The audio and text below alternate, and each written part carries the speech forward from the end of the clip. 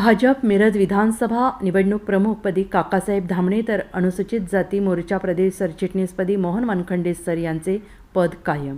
प्रदेशाध्यक्ष चंद्रशेखर बावनकुळे यांच्याकडून निवड जाहीर. पालकमंत्री सुरेशभाऊ खाडे यांनी काकासाहेब धामणे यांचा केला सत्कार.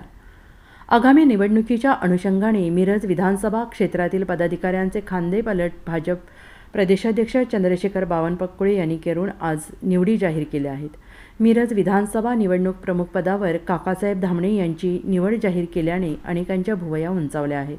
मोहन वानखंडे सर यांच्या अनुसूचित जाती मोर्चापद कार्यकाल संपल्यानंतर भाजप मिरज विधानसभा क्षेत्र प्रमुखपद यांच्याकडे देण्यात आले होते. आगामी निवडणुकांच्या अनुषंगाने भाजप प्रदेशाध्यक्ष चंद्रशेखर बावनकुळे यांनी बदल करत मिरज विधानसभा निवडणूक प्रमुखपदावर काकासाहेब धामणे यांची निवड तर भारतीय जनता पार्टी अनुसूचित जाती मोर्चाच्या प्रदेश सरचिटणीस पदावर मोहन वानखंडे सर यांना कायम ठेवले आहे.